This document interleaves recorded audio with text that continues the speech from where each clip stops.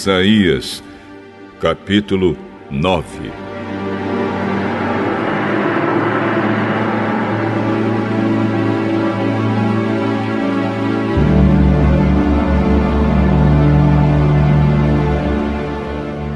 Mas a aflição dos que estiverem sofrendo vai acabar. No passado, Deus humilhou a terra das tribos de Zebulon e de Naftali. Mas no futuro, Ele tornará famosa essa região, que vai desde o mar Mediterrâneo até a terra que fica no lado leste do Rio Jordão, isto é, a Galileia dos pagãos. O povo que andava na escuridão viu uma forte luz. A luz brilhou sobre os que viviam nas trevas.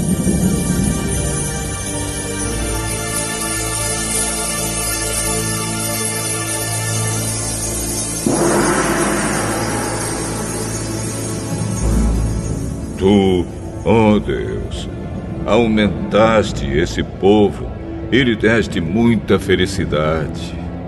Eles se alegram pelo que tens feito, como se alegram os que fazem as colheitas ou como os que repartem as riquezas tomadas na guerra. Tu arrebentaste as suas correntes de escravos, quebraste o bastão com que eram castigados, acabaste com o inimigo que os dominava, assim como no passado acabaste com os midianitas. As botas barulhentas dos soldados e todas as suas roupas sujas de sangue serão completamente destruídas pelo fogo. Pois já nasceu uma criança. Deus nos mandou um menino que será o nosso rei. Ele será chamado de Conselheiro Maravilhoso, Deus Poderoso, Pai Eterno, Príncipe da Paz. Ele será descendente do rei Davi. O seu poder como rei crescerá e haverá paz em todo o seu reino. As bases do seu governo serão a justiça e o direito, desde o começo e para sempre. No seu grande amor, o Senhor Todo-Poderoso fará com que tudo isso aconteça. Deus anuncia que vai castigar o povo de Israel, os descendentes de Jacó. Todo o povo de Israel e todos os moradores de Samaria sabem o que ele vai fazer. Orgulhosos e vaidosos, eles dizem: caíram as casas feitas de tijolos, mas nós as construiremos de novo com pedras. As vigas de madeira de figueira brava foram cortadas, mas agora vamos usar vigas de cedro. Por isso o Senhor atiça os inimigos deles e manda que os ataquem. A Síria, a leste, e a Filisteia, a oeste, abriram a sua boca para devorar o povo de Israel. Mesmo assim, a ira de Deus não passou. A sua mão continua levantada para castigar. O Senhor Todo-Poderoso castigou seu povo, mas eles não se arrependeram, não voltaram para Deus. Portanto, num dia só, o Senhor vai cortar a cabeça e o rabo do reino de Israel, como se faz com um animal. Vai derrubar as palmeiras e os juncos. Os mais velhos e os mais respeitados são a cabeça. Os profetas que anunciam mentiras são o rabo. As autoridades guiaram o povo por caminhos errados e por isso o povo anda perdido. Portanto, o Senhor não terá pena dos jovens, nem terá compaixão dos órfãos e das viúvas. Pois ninguém crê em Deus. Todos são maus e falam tolices. Mesmo assim, a ira de Deus não passou. A sua mão continua levantada para castigar. A maldade do povo queima como fogo que destrói o mato e os espinheiros. É como um incêndio na floresta que faz subir nuvens de fumaça. O Senhor Todo-Poderoso está irado E por isso a terra está sendo queimada e o povo está sendo destruído. Ninguém tem pena dos outros.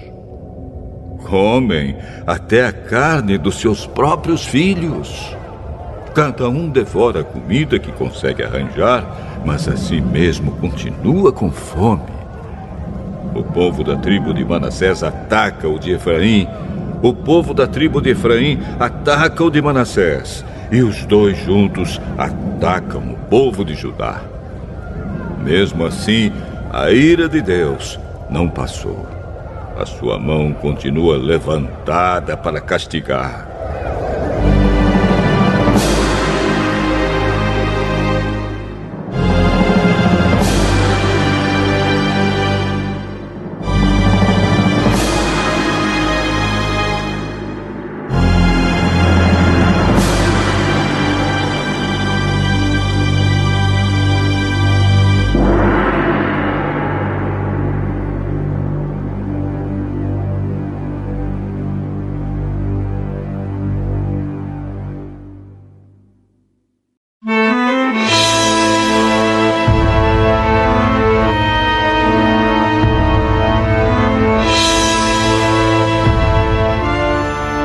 Isaías, capítulo 10.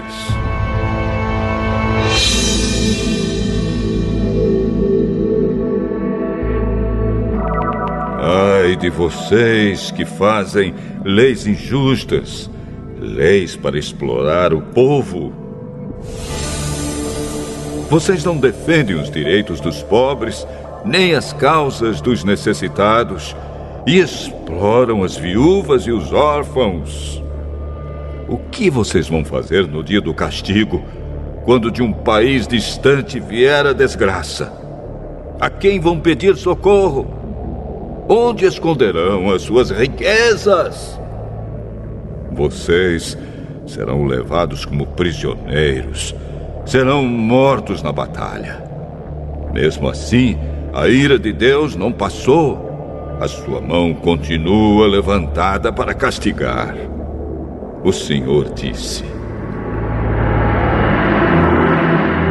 Ai do rei da Assíria! Ele é o bastão que eu uso para castigar aqueles com quem estou irado. Eu estou mandando que ele ataque um povo pagão, um povo com quem estou irado. Estou ordenando que leve embora tudo que é deles e que os pise como se fossem a lama das ruas. Mas o rei da Síria quer mais do que isso. Ele tem os seus próprios planos. Só pensa em conquistar muitas nações e destruí-las completamente. Ele diz: todos os meus comandantes são reis. Tenho conquistado muitas cidades, Calno e Carquemes, Hamate e Arpade, e também conquistei Samaria e Damasco. Já derrotei reinos pagãos, onde o povo adorava muitos ídolos, mais ídolos do que há em Jerusalém ou em Samaria.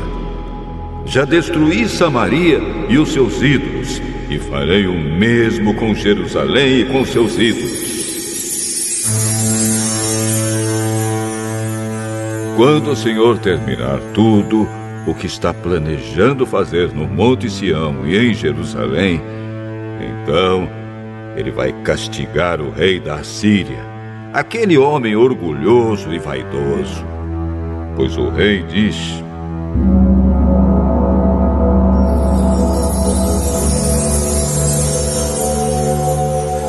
fiz tudo isso com a minha própria força e com a minha sabedoria, pois sou inteligente.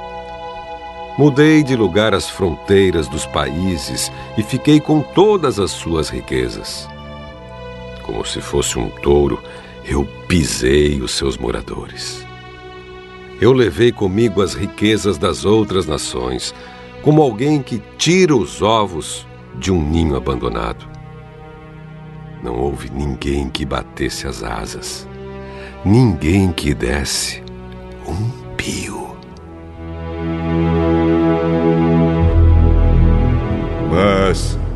Será que o machado pensa que é mais importante do que o homem que o usa?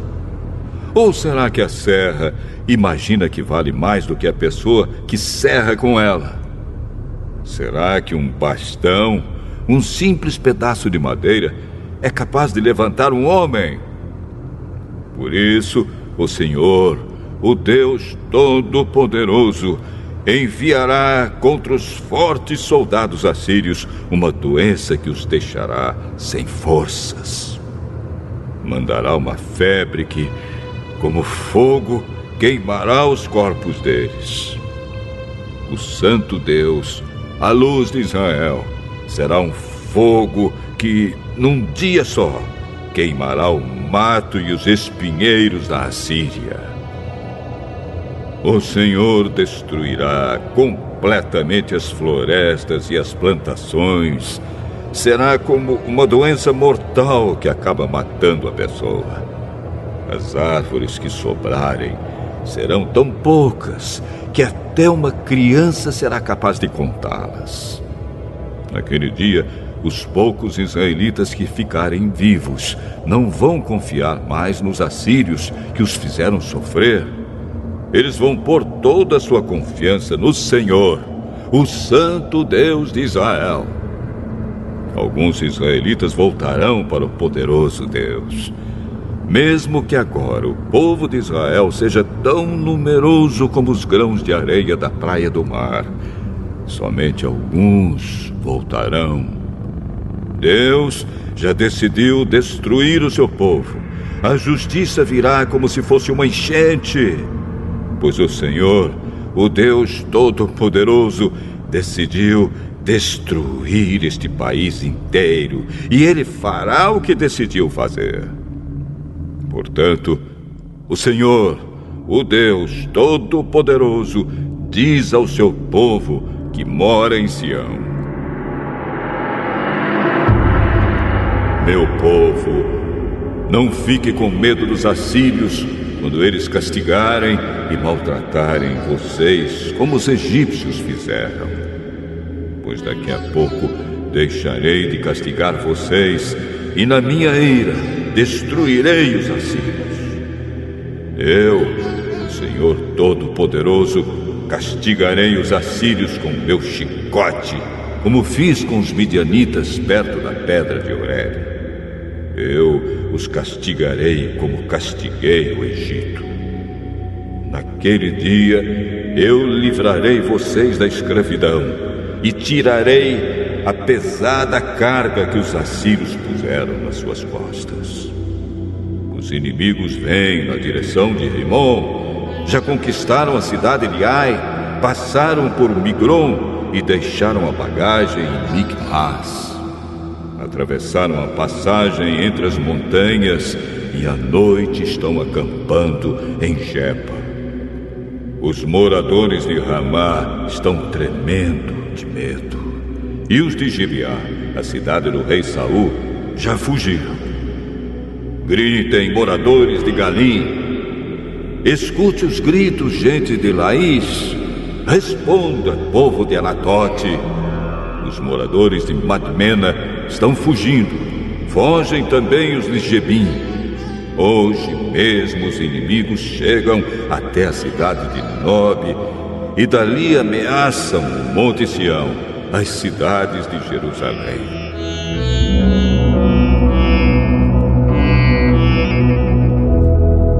Mas o Senhor, o Deus Todo-Poderoso, derrubará e humilhará os assírios mais orgulhosos, como se cortam os galhos altos de uma árvore ou como se derrubam árvores enormes.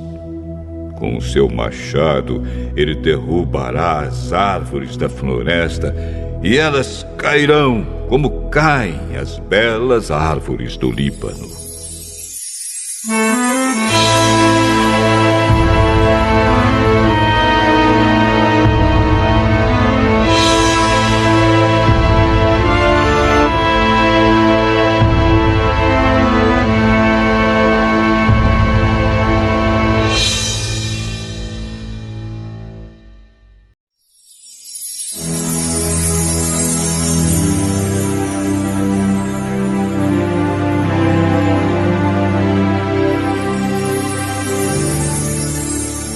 Isaías, capítulo 11.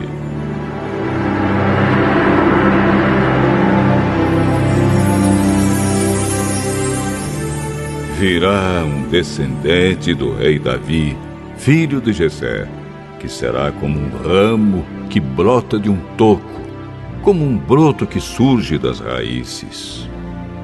O Espírito do Senhor estará sobre ele, e lhe dará sabedoria e conhecimento, capacidade e poder. Ele temerá o Senhor, conhecerá a sua vontade e terá prazer em obedecer-lhe. Ele não julgará pela aparência, nem decidirá somente por ouvir dizer, mas com justiça julgará os necessitados e defenderá os direitos dos pobres. As suas palavras serão como uma vara para castigar o país, e com o seu sopro ele matará os maus. Com justiça e com honestidade ele governará o seu povo. Lobos e ovelhas viverão em paz, leopardos e cabritinhos descansarão juntos. Bezerros e leões comerão uns com os outros, e crianças pequenas os guiarão.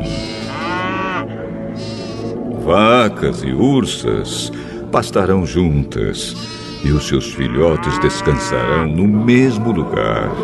Os leões comerão capim como os bois. Criancinhas brincarão perto de cobras e não serão picadas, mesmo que enfiem a mão nas suas covas. Em Sião, o monte sagrado, não acontecerá nada de mal ou perigoso, pois a terra ficará cheia do conhecimento da glória do Senhor, assim como as águas enchem o mar. Naquele dia, o descendente de Davi, filho de Jessé, será como uma bandeira para as nações. Os povos passarão para o lado dele, e da cidade onde ele reina brilhará a glória de Deus. Naquele dia, o Senhor, com a sua mão poderosa, trará de volta para sua terra as pessoas do seu povo que ainda estiverem na Assíria, no Egito, em Patros, na Etiópia, em Elão, na Babilônia, em Amate, no litoral do mar Mediterrâneo e nas ilhas. Deus levantará uma bandeira como um sinal para juntar os povos de Israel e de Judá que estiverem espalhados pelos 4 cantos do mundo. Ele os trará de volta para sua terra.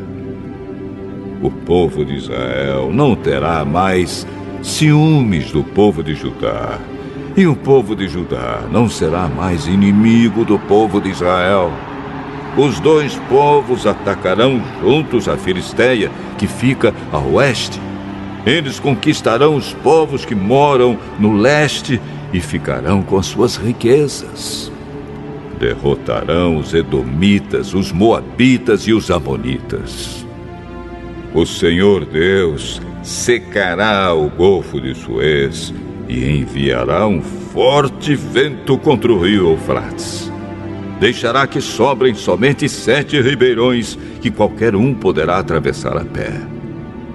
Assim como houve uma estrada para os israelitas que saíram do Egito, também haverá uma estrada boa, saindo da Assíria, e por ela passarão as pessoas do meu povo que estiverem vivas.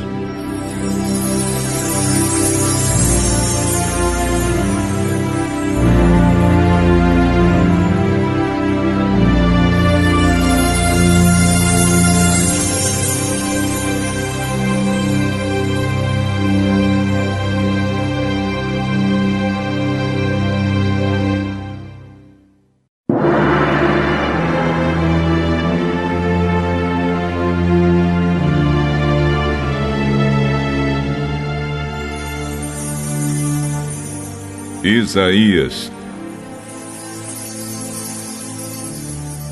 capítulo 12.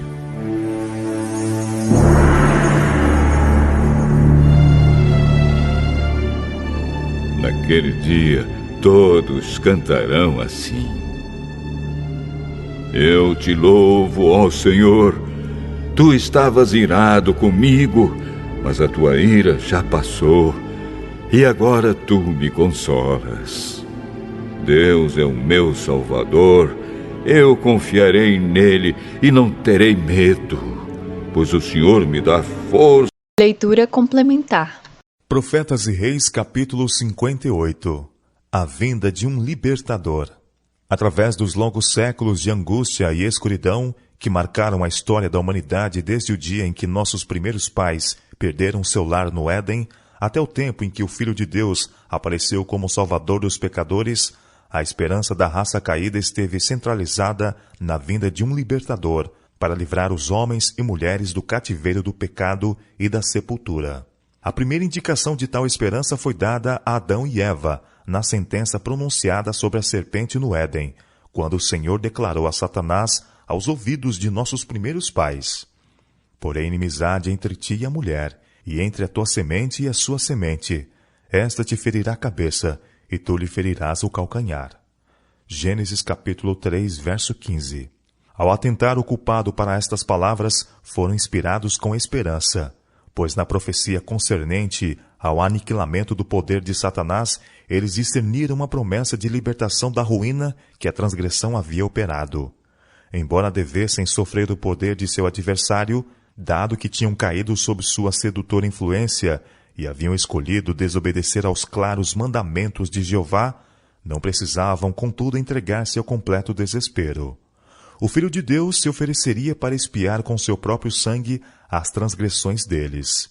Ser-lhes ia permitido um período de graça, durante o qual, pela fé no poder de Cristo para salvar, poderiam tornar-se, uma vez mais, filhos de Deus. Satanás, em virtude do êxito que teve em desviar o homem do caminho da obediência, tornou-se o Deus deste século. O domínio que uma vez pertenceu a Adão passou ao usurpador, mas o Filho de Deus se propôs vir à terra a fim de pagar a penalidade do pecado e assim não apenas redimir o homem, mas recobrar o domínio usurpado. É desta restauração que Miqueias profetizou quando disse: A ti, ó torre do rebanho, monte da filha de Sião, a ti virá, sim, a ti virá o primeiro domínio. Miqueias capítulo 4, verso 8. O apóstolo Paulo a ela se referiu como a redenção da possessão de Deus. Efésios capítulo 1, verso 14. E o salmista tinha em mente a mesma restauração final do homem em sua herança original quando declarou: Os justos herdarão a terra e habitarão nela para sempre. Salmo 37, verso 29. Esta esperança de redenção por meio do advento do Filho de Deus como Salvador e Rei jamais se extinguiu no coração dos homens. Desde o início tem havido alguns cuja fé tem alcançado além das sombras do presente, penetrando as realidades do futuro.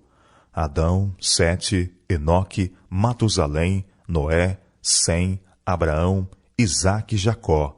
Por meio destes e outros homens dignos, o Senhor tem preservado as preciosas revelações de sua vontade.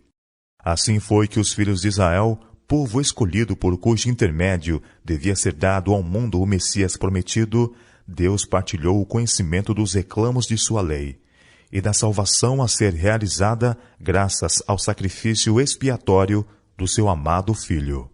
A esperança de Israel foi incorporada na promessa feita quando do chamado a Abraão, e posteriormente repetida uma e outra vez à sua posteridade.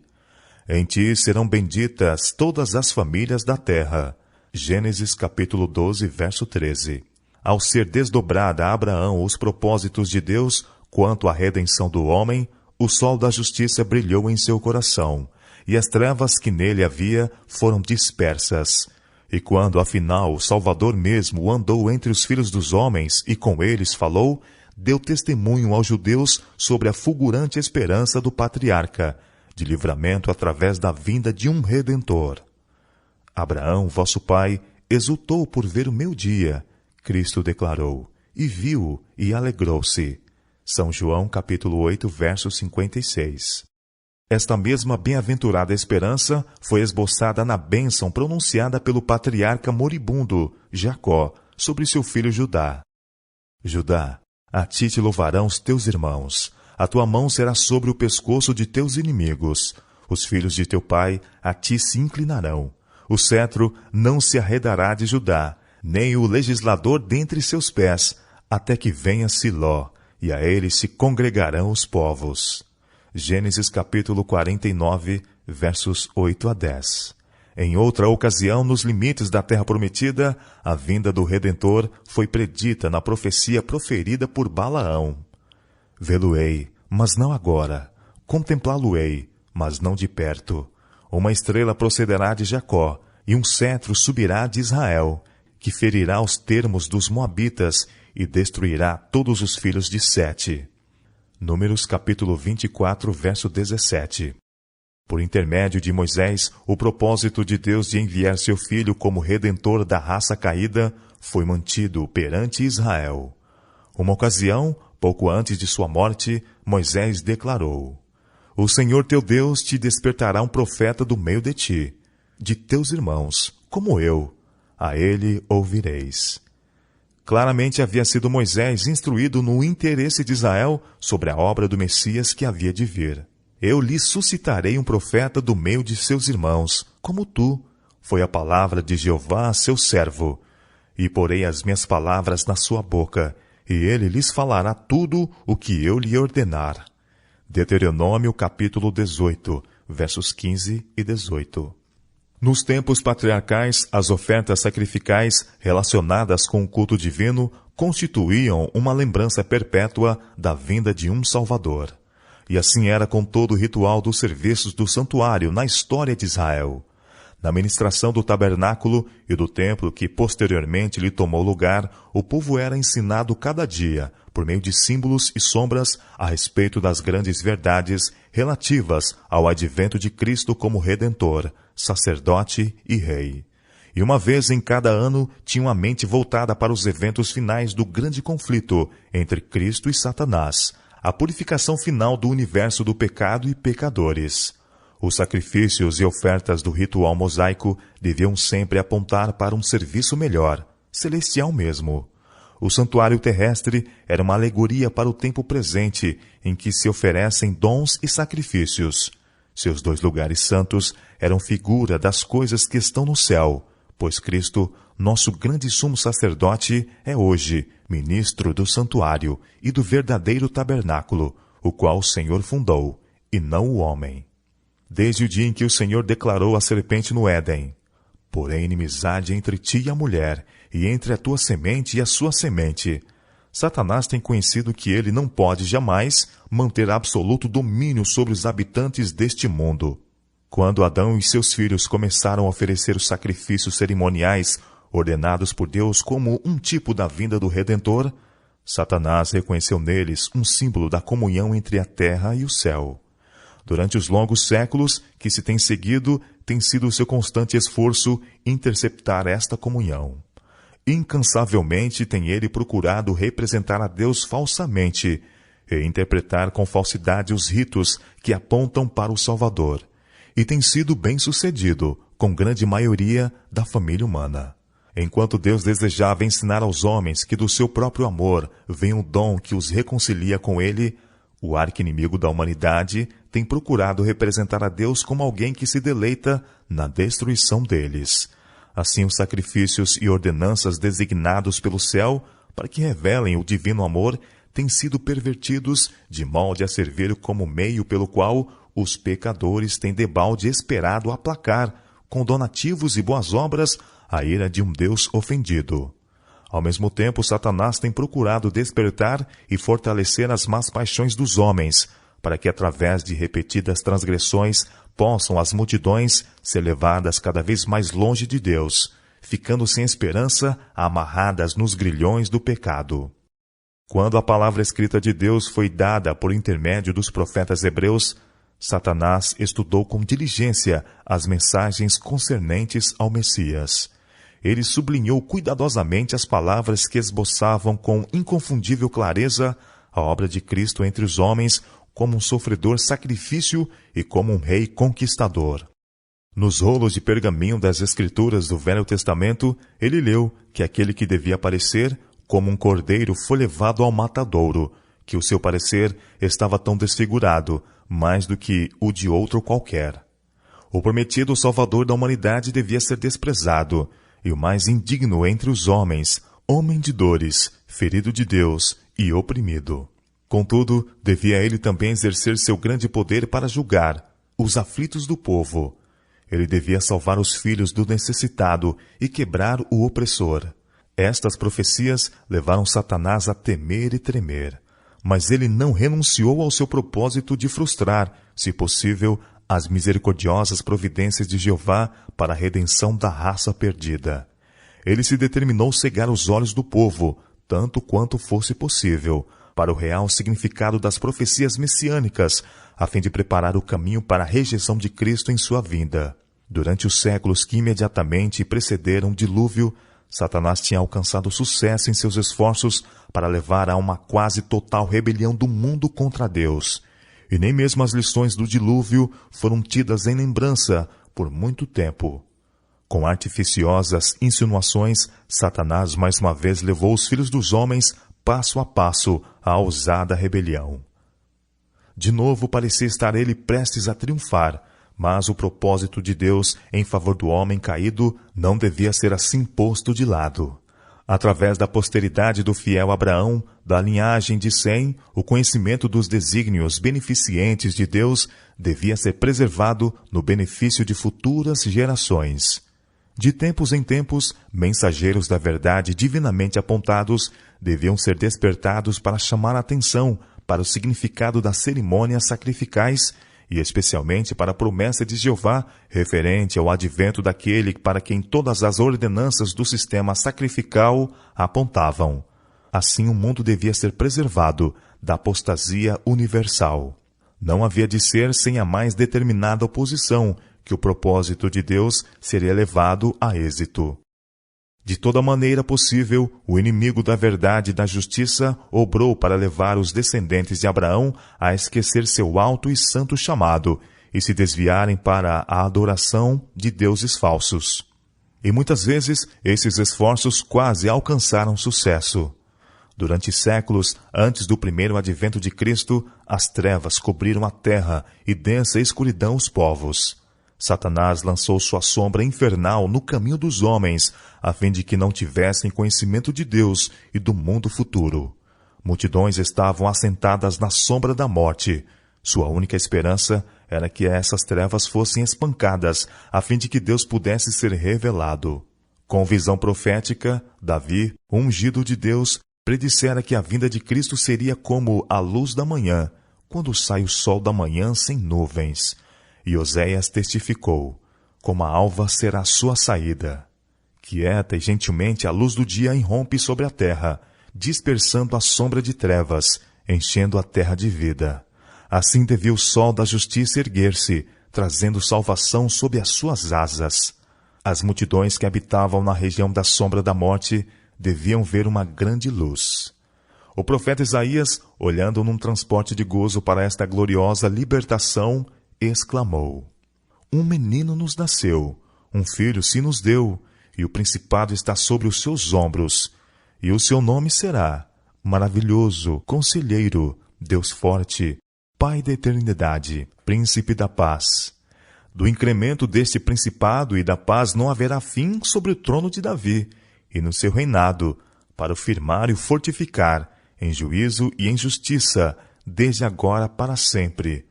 O zelo do Senhor dos Exércitos fará isto. Isaías capítulo 9, versos 6 e 7. Nos últimos séculos da história de Israel, antes do primeiro advento, era geralmente entendido que a vinda do Messias fora referida na profecia. Pouco é que sejas o meu servo, para restaurares as tribos de Jacó e tornares a trazer os guardadores de Israel. Também te dei para a luz dos gentios, para seres a minha salvação até a extremidade da terra. A glória do Senhor se manifestará. O profeta tinha predito, e toda a carne juntamente verá. Foi desta luz dos homens que João Batista mais tarde testificou tão ousadamente, quando proclamou: Eu sou a voz do que clama no deserto. Preparai o caminho do Senhor, como disse o profeta Isaías. São João, capítulo 1, verso 23. Foi a Cristo que a promessa profética foi dada. Assim diz o Senhor, o Redentor de Israel, o seu santo, a alma desprezada, ao que as nações abominam. Assim diz o Senhor: E te guardarei, e te darei por conserto do povo, para restaurares a terra, e lhe dares em herança as herdades assoladas, para dizeres aos presos: Saí, e aos que estão em trevas: Aparecei. Nunca terão fome nem sede, nem a calma nem o sol os afligirá, porque o que se compadece deles os guiará, e os levará mansamente aos mananciais de águas. Isaías capítulo 49, versos 7 a 10. Os inflexíveis na nação judaica, descendentes daquela linha santa, cujo intermédio o conhecimento de Deus fora preservado, fortaleceram sua fé na consideração dessas passagens e de outras similares. Com extraordinário gozo, eles leram como o Senhor ungira alguém para pregar boas novas aos mansos, restaurar os contritos de coração, proclamar liberdade aos cativos e apregoar o ano aceitável do Senhor. Isaías capítulo 61, versos 1 e 2. Contudo, o seu coração se enchia de tristeza ao pensarem nos sofrimentos que ele precisava enfrentar para cumprir o propósito divino. Com profunda humilhação de alma, acompanhavam as palavras do rolo profético. Quem deu crédito à nossa pregação? E a quem se manifestou o braço do Senhor?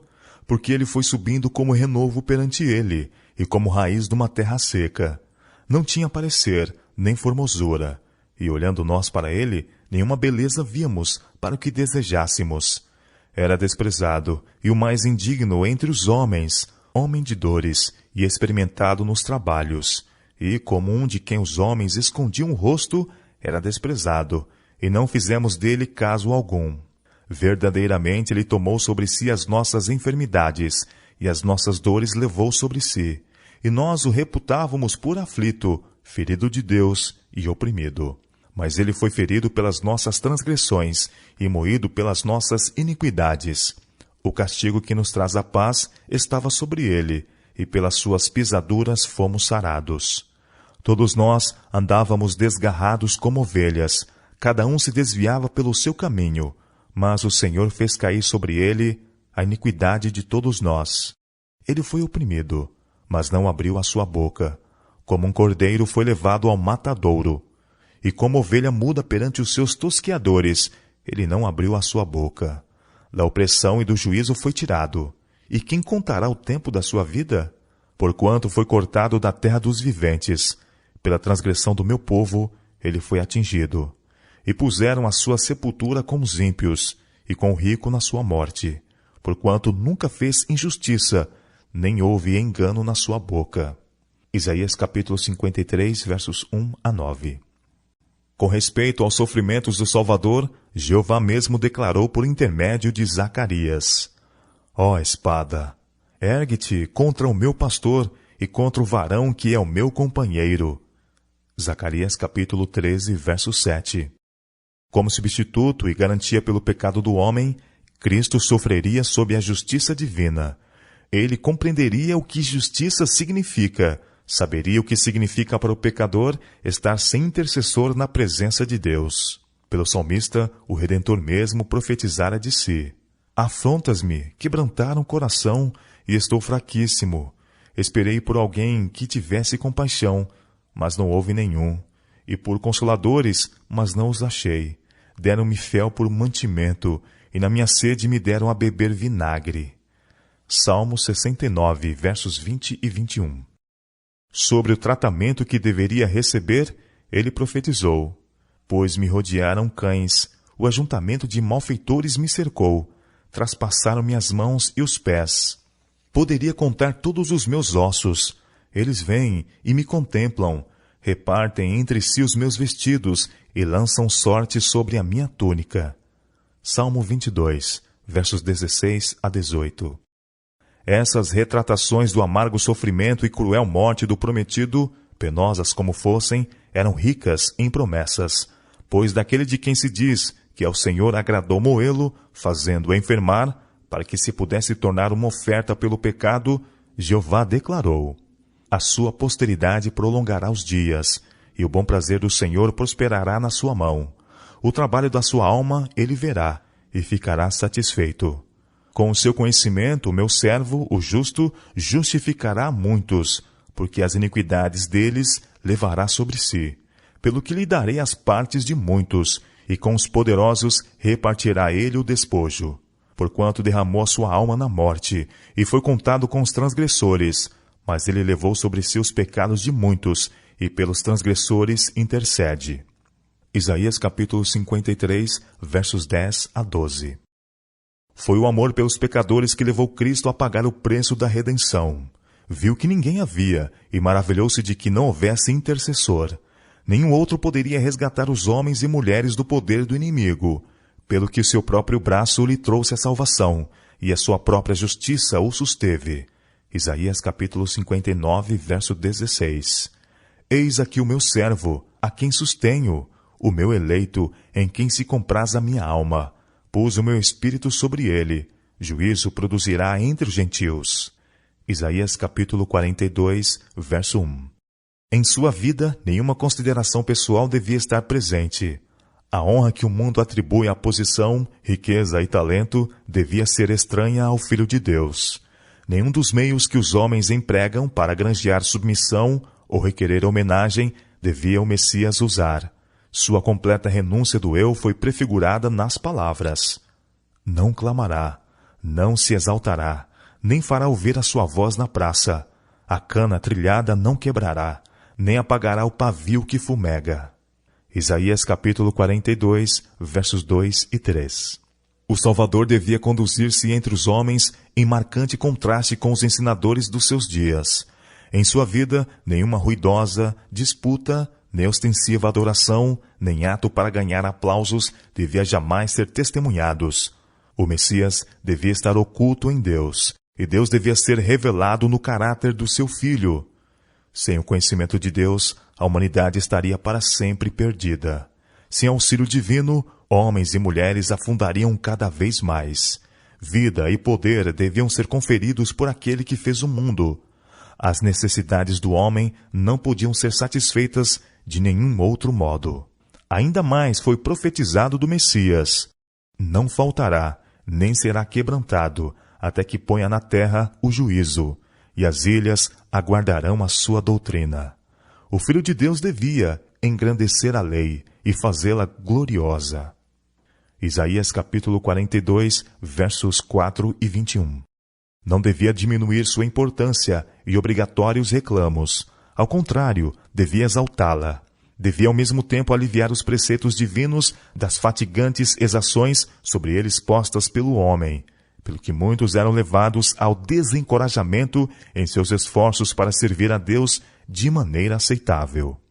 Sobre a missão do Salvador, a palavra de Jeová foi: eu, o Senhor, te chamei em justiça, e te tomarei pela mão, e te guardarei, e te darei por conserto do povo, e para a luz dos gentios, para abrir os olhos dos cegos, para tirares da prisão os presos, e do cárcere os que jazem em trevas. Eu sou o Senhor, este é o meu nome. A minha glória, pois, a outrem não darei, nem o meu louvor às imagens de escultura. Eis que as primeiras coisas passaram, e novas coisas eu vos anuncio, e antes que venham à luz, vô-las faço saber. Isaías capítulo 42, versos 6 a 9. Por meio da prometida semente, o Deus de Israel ia levar livramento a Sião. Brotará um rebanho do tronco de Jessé, e das raízes um renovo frutificará. Eis que uma virgem conceberá, e dará à luz um filho, e o seu nome será Emanuel. Manteiga e mel comerá, até que ele saiba rejeitar o mal e escolher o bem. Isaías capítulo 11, verso 1, capítulo 7, versos 14 e 15. E repousará sobre ele o Espírito do Senhor, o Espírito de sabedoria e de inteligência, o Espírito de conselho e de fortaleza, o Espírito de conhecimento e de temor do Senhor. E deitar-se-á no temor do Senhor, e não julgará segundo a vista dos seus olhos, nem repreenderá segundo o ouvir dos seus ouvidos, mas julgará com justiça os pobres, e repreenderá com equidade os mansos da terra. E ferirá a terra com a vara de sua boca, e com o sopro dos seus lábios matará o ímpio. E a justiça será o cinto dos seus lombos, e a verdade o cinto dos seus rins. E acontecerá naquele dia que as nações perguntarão pela raiz de Jessé, posta por pendão dos povos, e o lugar do seu repouso será glorioso. Isaías capítulo 11, versos 2 a 10. Eis aqui o homem, cujo nome é Renovo. Ele brotará do seu lugar, e edificará o templo do Senhor, e levará a glória, e assentar-se-á, e dominará no seu trono, e será como sacerdote no seu trono. Zacarias capítulo 6, versos 12 e 13. Uma fonte devia ser aberta contra o pecado e contra a impureza. Os filhos dos homens deviam ouvir o bendito convite. Ó vós, todos os que tendes sede, vinde às águas, e os que não tendes dinheiro, vinde, comprai e comei. Sim, vinde e comprai, sem dinheiro e sem preço, vinho e leite. Por que gastais o dinheiro naquilo que não é pão, e o produto do vosso trabalho naquilo que não pode satisfazer? Ouve-me atentamente, e comei o que é bom, e a vossa alma se deleite com a gordura. Inclinai os vossos ouvidos, e vinde a mim. Ouvi, e a vossa alma viverá. Porque convosco farei um concerto perpétuo, dando-vos as firmes beneficências de Davi. Isaías capítulo 55, versos 1 a 3. A Israel foi feita a promessa. Eis que eu o dei como testemunha aos povos, como príncipe e governador dos povos. Eis que chamarás a uma nação que não conheces, e uma nação que nunca te conheceu correrá para ti, por amor do Senhor teu Deus e do Santo de Israel, porque ele te glorificou. Isaías capítulo 55, versos 4 e 5. Faço chegar a minha justiça, e não estará ao longe, e a minha salvação não tardará. Mas estabelecerei em Sião a salvação, e em Israel a minha glória. Isaías capítulo 46, verso 13. Em palavras e em obras, o Messias devia revelar à humanidade, durante o seu ministério terrestre, a glória de Deus, o Pai. Cada ato de sua vida, cada palavra proferida, cada milagre operado, devia ter em vista tornar conhecido à humanidade caída o infinito amor de Deus. Tu, anunciador de boas novas a Sião, sobe tu a um monte alto. Tu, anunciador de boas novas a Jerusalém, levanta tua voz fortemente. Levanta, não temas, e dize às cidades de Judá: Eis aqui está o vosso Deus. Eis que o Senhor Jeová virá como forte, e o seu braço dominará. Eis que o seu galardão vem com ele, e o seu salário diante da sua face. Como pastor, apacentará o seu rebanho. Entre os seus braços recolherá os cordeirinhos, e os levará no seu regaço. As que amamentam, ele guiará mansamente.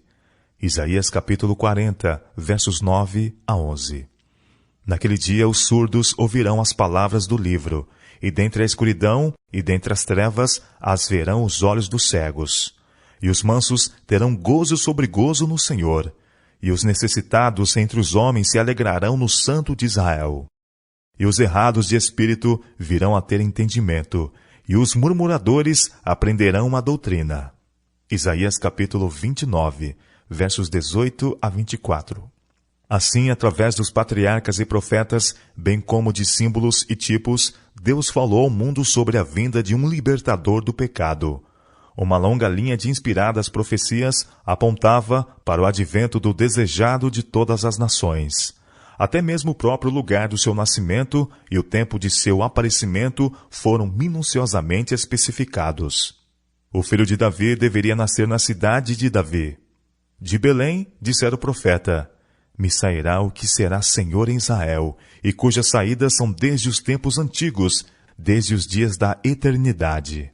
Miqueias capítulo 5, verso 2.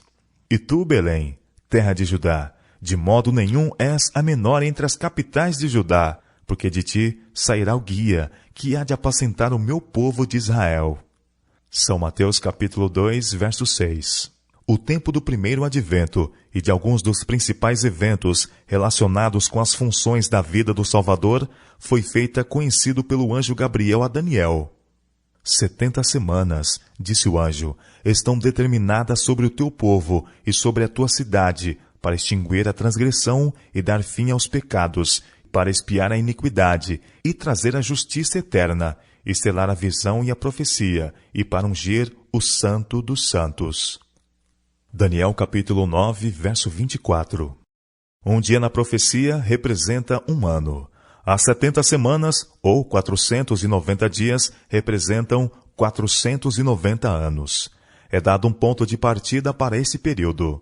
Sabe e entende, desde a saída da ordem para restaurar e para edificar Jerusalém, até o Messias, o príncipe, 7 semanas e 62 semanas, 69 semanas, ou 483 anos. A ordem para restaurar e edificar Jerusalém, completada pelo decreto de Artaxerxes Longímano, entrou em vigor no outono de 457 a.C. Partindo desta data, os 483 anos se estenderam até o outono de 27 depois de Cristo. De acordo com a profecia, este período devia alcançar o Messias, o ungido. Em 27 depois de Cristo, Jesus recebeu em seu batismo a unção do Espírito Santo e pouco depois deu início ao seu ministério. Então foi proclamada a mensagem: o tempo está cumprido. São Marcos capítulo 1, verso 15. Então disse o anjo: ele confirmará o concerto com muitos por 1 semana. Durante 7 anos, desde o início do ministério do Salvador, o Evangelho devia ser pregado especialmente aos judeus. 3 anos e meio pelo próprio Cristo e depois pelos apóstolos. Na metade da semana, fará cessar o sacrifício e a oferta de manjares. Daniel capítulo 9, verso 27. Na primavera de 31 depois de Cristo, o verdadeiro sacrifício, foi oferecido no Calvário. Então o véu do templo fendeu-se em 2 partes, mostrando que a santidade e o significado do serviço sacrificial tinham findado. Chegara o tempo para que o sacrifício terrestre e a oferta de manjares cessassem. A semana, 7 anos, findou no ano 34. Então, pelo apedrejamento de Estevão, os judeus selaram finalmente sua rejeição do Evangelho. Os discípulos que foram espalhados pela perseguição iam por toda parte, anunciando a palavra. E pouco depois, Saulo, o perseguidor, foi convertido e tornou-se Paulo, o apóstolo dos gentios. As inúmeras profecias concernentes ao advento do Salvador levaram os hebreus a viver em constante expectação. Muitos morreram na fé, sem terem recebido as promessas, mas vendo-as de longe e crendo-as, confessaram que eram estrangeiros e peregrinos na terra. Desde os dias de Enoque, as promessas repetidas, através dos patriarcas e profetas, mantiveram viva a esperança do aparecimento do Messias. Não revelara Deus desde o início o exato tempo do primeiro advento, e mesmo quando a profecia de Daniel tornou este fato conhecido, nem todos interpretaram corretamente a mensagem. Séculos após séculos passaram. Finalmente as vozes dos profetas cessaram. A mão do opressor pesava sobre Israel. Como os judeus se afastaram de Deus, a fé decaiu, e a esperança quase deixou de iluminar o futuro. As palavras dos profetas foram incompreendidas por muitos, e aqueles cuja fé devia continuar forte, prontamente exclamaram: prolongar-se-ão os dias? E perecerá toda a visão? Ezequiel capítulo 12, verso 22. Mas no conselho do céu, a hora para a vinda de Cristo tinha sido determinada. E vindo a plenitude dos tempos, Deus enviou seu Filho, para remir os que estavam debaixo da lei, a fim de recebermos a adoção de filhos. Gálatas capítulo 4, versos 4 e 5. As lições deviam ser dadas à humanidade na linguagem da humanidade. O mensageiro do concerto devia falar. Sua voz devia ser ouvida no seu próprio templo. Ele, o autor da verdade, devia separar da verdade a palha do falar humano, que a tinha tornado de nenhum efeito. Os princípios do governo de Deus e o plano da redenção deviam ser claramente definidos. As lições do Velho Testamento deviam ser completamente expostas diante dos homens. Quando o Salvador finalmente apareceu, na forma de homem, e começou o seu ministério de graça, Satanás pôde apenas ferir-lhe o calcanhar, enquanto que, pelo próprio ato de humilhação e sofrimento, Cristo estava ferindo a cabeça do seu adversário. A angústia que o pecado provocou foi derramada no seio do Imaculado, e enquanto Cristo suportava a contradição dos pecadores contra si, estava também pagando o débito do homem pecador e quebrando o cativeiro em que a humanidade havia sido retida. Cada agonia, cada insulto estava operando o livramento da raça. Tivesse Satanás podido induzir Cristo a se render à mais leve tentação, tivesse ele podido levá-lo por um ato ou mesmo um pensamento a manchar sua perfeita pureza, o príncipe das trevas teria triunfado sobre o penhor do homem e teria ganho para si toda a família humana. Mas, embora Satanás pudesse angustiar, não poderia contaminar. Ele poderia causar agonia, mas não envilecimento. Ele tornou a vida de Cristo uma longa cena de conflito e provação. Mas, em cada ataque, ele perdia seu domínio sobre a humanidade. No deserto da tentação, no jardim do Getsêmani e sobre a cruz, nosso Salvador mediu armas com o príncipe das trevas. Suas feridas tornaram-se troféus de sua vitória em favor da raça.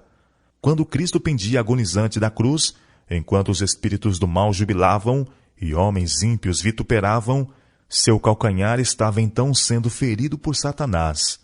Mas por esse próprio ato estava esmagando a cabeça da serpente. Por meio da morte, ele destruiu ao que tinha o império da morte, isto é, ao diabo. Hebreus capítulo 2, verso 14.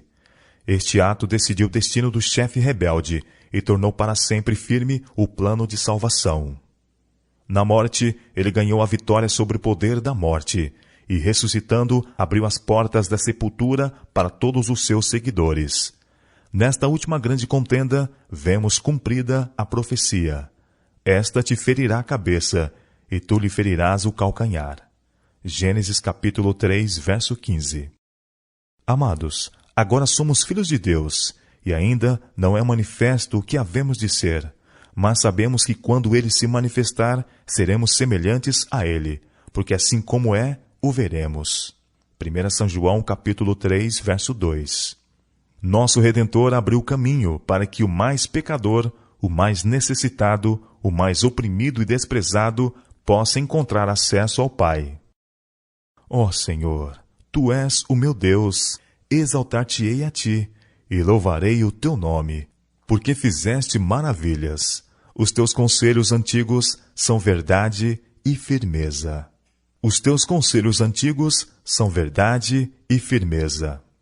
Isaías capítulo 25, verso 1.